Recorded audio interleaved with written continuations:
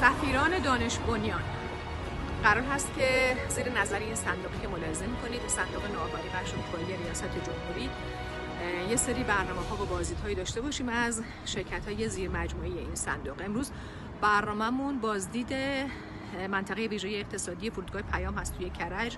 میریم و رفتن به فرودگاه پیام در منطقه ویژه اقتصادی فرودگاه پیام هستیم، زیر مجموعه صندوق نوآوری و شکوفایی ریاست جمهوری.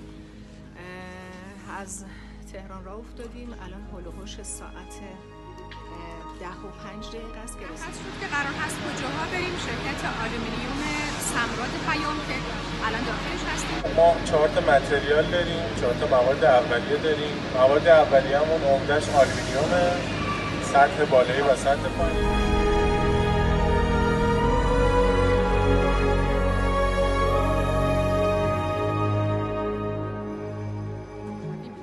شرکت تجارتخانه حاجی قاسم که برندش همان بوده. ابتدای فعالیت ما از گوشی‌های فیچرفون شروع کردیم، گوشی‌های کیبوردی که حالا همچنان هم در بازار کشور و حتی بازار جهانی در حال فروش هستند. که بهتر از همه من بیشتر خوشم اومد اینا بود.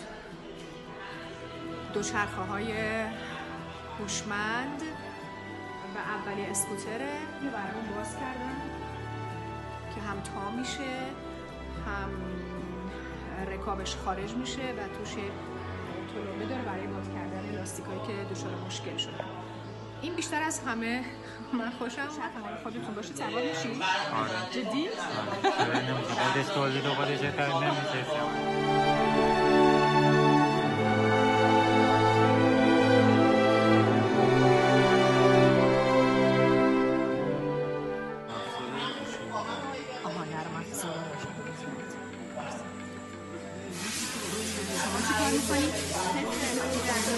تست LCD. مرسی. شما نرم افزار میذاری؟ من فلش. دست نمیشه. شما چی کار میکنید؟ من LCD با آبنما میذارم. LCD با آبنما؟ مرسی.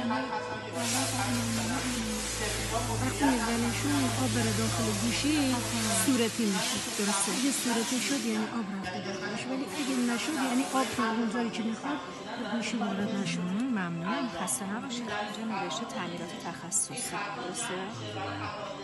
خسته نباشید. اینجا دیگه آخراشه، داره یواش یواش دیگه کار تموم میشه.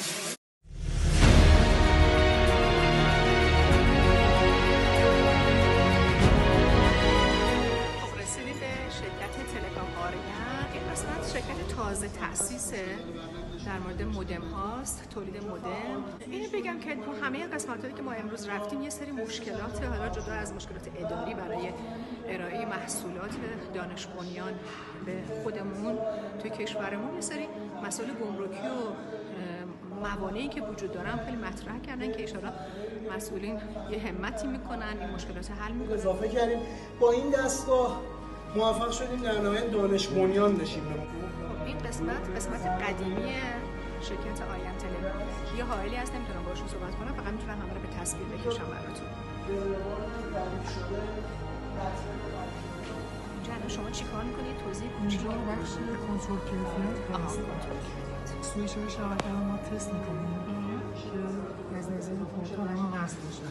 اگر ایرادی نداشت اینا میره قسمت بسته بریم. مرسی. شما چیکار میکنید؟ اینجا مونتاژ میکنیم. مونتاژ. قطعاتی که تعیین شده رو برمی‌داریم اینجا پیش شما می‌کنیم، دستگاه رو کامل میشه. این قسمت انتهایی کار و جعبه میشه و خسته نباشید. دست شما درد نکنه. خب اینم شرکت باید از رو بخونم.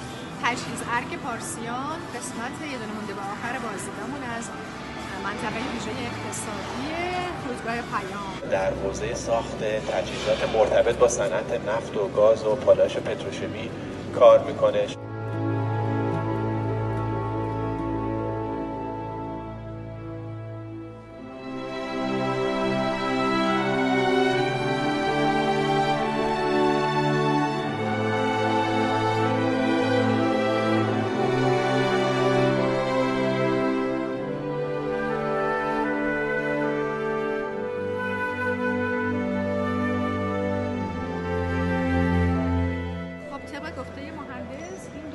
کنپرسوری که اینجا میبینید قبلا توی کشور فکر کنم اتریش گفتن ساخته میشه که مبلغش اون موقع 10 میلیون یورو بود، یعنی برای خرید این دو تا کمپرسور 10 میلیون یورو پرداخت می‌کردن. اما امروز با تلاش همین جوانای ما مبلغ 6 میلیون یورو این براشون تموم شده که در داخل کشور داره ساخته میشه.